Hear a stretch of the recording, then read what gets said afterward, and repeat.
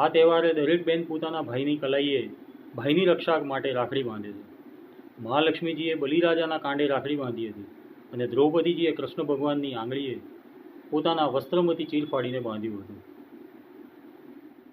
1500ની સાલની અંદર ચિત્તોડના મહારાણી કર્ણાવતી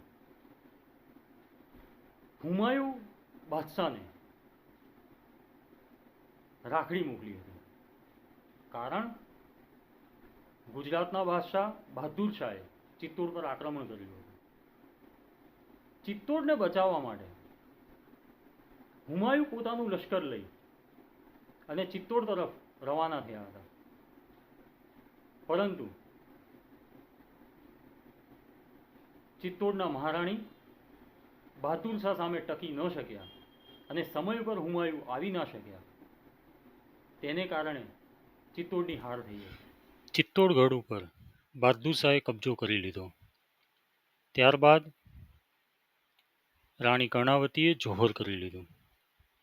હુમાયુને તેના સમાચાર મળતા હુમાયુએ બહાદુર શાહ ઉપર આક્રમણ કરી ચિત્તોડગઢને તેનાથી મુક્ત કર્યું.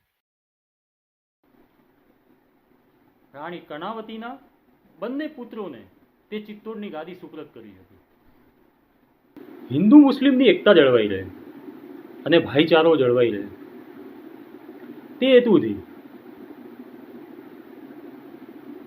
જેમાં રાખડીઓના બોક્સ ઉપર હિન્દુ મુસ્લિમ એકતા તથા દેશ પ્રેમ તથા બેટી પઢાઓ બેટી બચાવોના સ્લોગન અંકિત કર્યા છે.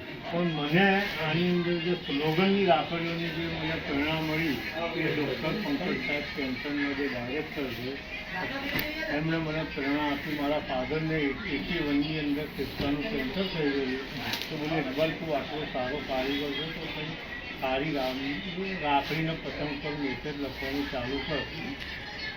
અમે ગુપ્તાજીને અમારી જોડી લગભગ છેલ્લા 50 વર્ષથી રાખડીનો ધંધો કરીએ છીએ. સિઝનેબલ ધંધો છે પતંગ રાખડીનો 50%. અને અમારા અંદર યુનિટીની સાથે ભાઈચારાનું એક પેગામ બી આપ્યું છે. આ દાખલા તરીકે તમને જે રાખડીઓ જોઈ રહ્યા છો એની અંદર જેવી રીતે મંદિરની રાખડીઓ છે, પછી તિરંગાની રાખડીઓ છે, તો કોમ્યુનલ હાર્મોનીનો એક સંદેશ જાય છે. આજે વ્યસન મુક્તિની છે અને બેટી બચાવો બેટી પઢાઓ તો जिसकी बेटी शिक्षित उसकी उन्नति निश्चित. बेटी को पढ़ाना ही चाहिए अपने. આ સ્લોગનનો સંદેશ એવી રીતે છે કે હું બોલી મહારાણી કર્ણાવતીનું નિબંધ મોગલની ઓળખ નિભાવી તો આપણી જે બેન છે ને આપણી બેન જે આપણને રાખી બાંધે ને બેન વચન લે કે મારા ભૈયા બને વ્યસન મુક્ત, એનાથી મોટું આશીર્વાદ બેન માટે કંઈ હોય નહીં. ને મારી બી એવી પ્રેરણા છે કે આ બહેનો જે મારી રાખડી વ્યસન મુક્તિની લઈ જાય છે એ ભાઈઓને બાંધે તો એમની પાસેથી વચન લે.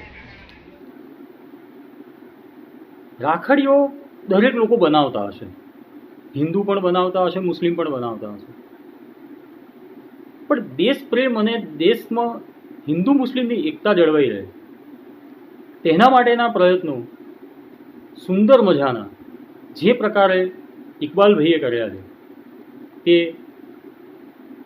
ખરેખર સરાહનીય છે.